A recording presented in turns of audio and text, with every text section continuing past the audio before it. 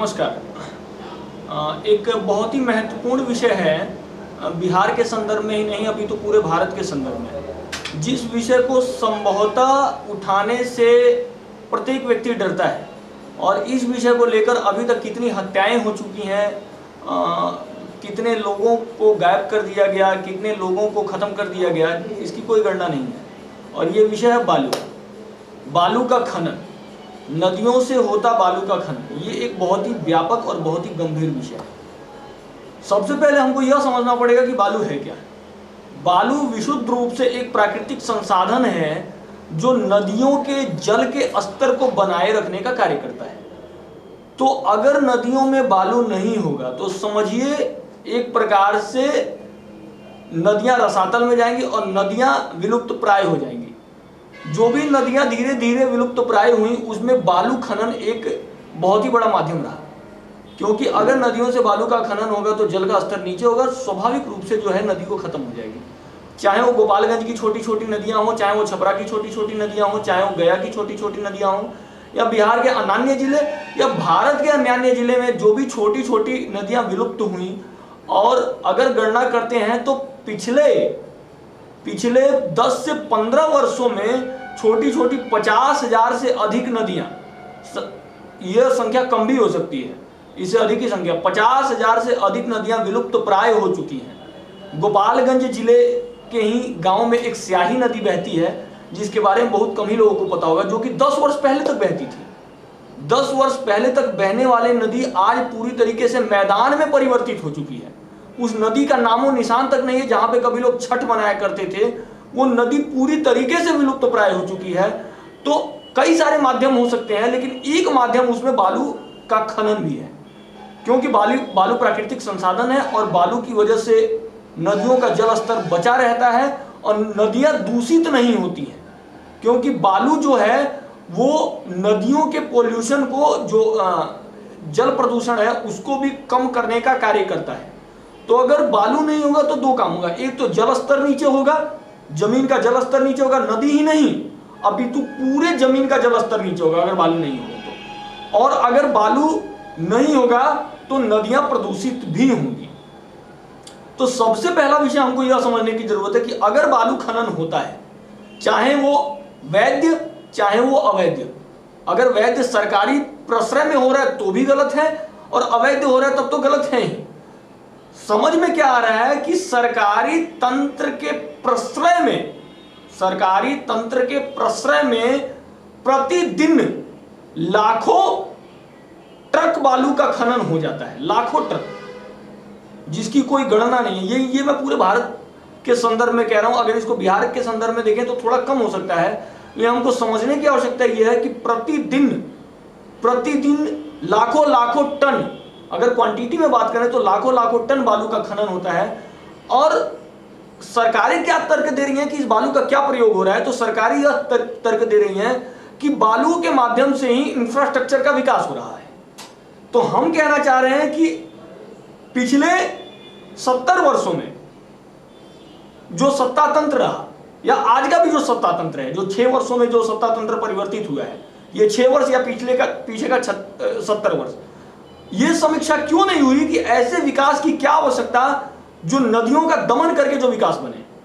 तो नदियों के दमन से अगर कोई विकास तैयार होता है तो संभवतः समाज को ऐसे विकास की आवश्यकता नहीं है, क्योंकि जब नदियां ही नहीं रहेंगी, जल ही नहीं रहेंगे तो ऐसे विकास की प्रासंगिकता क्या है। सरकारी तंत्र को और नीति निर्माताओं को यह विचार करने की आवश्यकता थी कि विकास का स्वरूप कैसा हो और क्या विकास बालू का खनन करके किया जाएगा। यहां पे हम ये भी देखते हैं कि सरकार ने विशेष रूप से एक विभाग बना रखा है।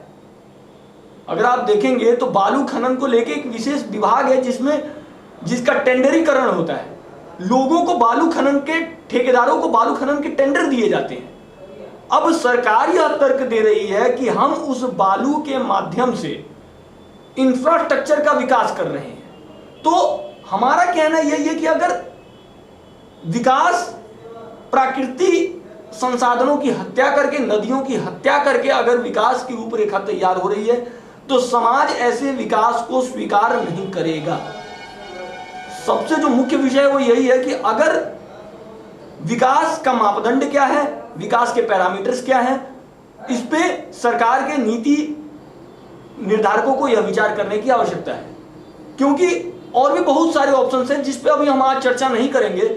जो चिंतक हैं वो ये बताते हैं कि बालू का विकल्प भी है हमारे पास, और पहले हमारे पास बालू का विकल्प था भी, क्योंकि बालू जो इंफ्रास्ट्रक्चर का माध्यम बना, इंफ्रास्ट्रक्चर डेवलपमेंट का जो बालू माध्यम बना, वो विगत अगर देखते हैं तो भारत में विगत 200 वर्षों से बना है।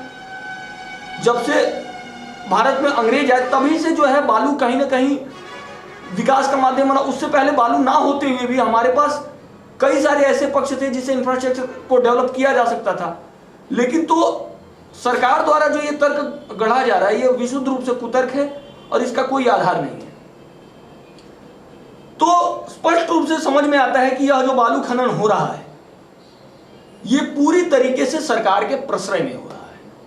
और जो लोग भी इसका विरोध करते हैं, चाहे वो पत्रकार हो, चाहे वो मीडिया लॉबी हो, चाहे वो प्रशासन हो, प्रशासन में बैठे हुए भी जो ईमानदार लोग इसका विरोध करते हैं, या तो उनकी हत्या हो जाती है या तो उनको गायब कर दिया जाता है, उनका पता नहीं चलता है क्या होता है। बालू खनन में अभी तक इसकी कोई गणना नहीं है। अगर विगत पिछले 10 वर्षों का ही देखें तो नहीं भी तो हजारों हत्याएं हो चुकी हैं बालू खनन को लेकर। माफियाओं की भी, एक माफिया दूसरे माफिया को मारता, अभी उसको तो हम नहीं जोड़ेंगे, लेकिन जिन ईमानदार लोगों की हत्या हो रही है बालू खनन को लेकर उनकी भी संख्या कम नहीं है।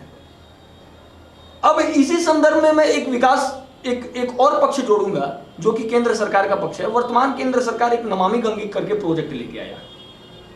नमामि गंगे प्रोजेक्ट के माध्यम से यह बोला कि हम गंगा को अविरल करेंगे, गंगा को सुरक्षित करेंगे और गंगा को बचाने का कार्य करेंगे। लेकिन एक तरफ बालू खनन जारी है, बालू खनन का क्रम रुका नहीं, बालू का खनन लगातार होता रहा। तो मैं यह कह रहा हूं कि अगर बालू खनन का क्रम लगातार जारी रहा और जल का दोहन लगातार जारी रहा, क्योंकि बालू खनन होगा तो स्वाभाविक रूप से जल का स्तर नीचे जाएगा, तो आप यह कैसे कहते हैं कि हम गंगा को बचाएंगे? इसका मतलब आप एक तरफ तो गंगा को बर्बाद करने का प्रकल्प खड़ा करते हैं बालू खनन के माध्यम से, और दूसरी तरफ यह कहते हैं कि हम नमामि गंगे के माध्यम से गंगा को बचाएंगे। तो यह जो विरोधाभास है, यह विरोधाभास कहीं ना कहीं अस्पष्ट है और समझ से परे है कि एक तरफ बालू खनन के माध्यम से लगातार नदियों का दोहन जारी है और दूसरी तरफ सरकारें यह कह रही हैं कि नमामि गंगे के माध्यम से हम गंगा को बचाने चले हैं।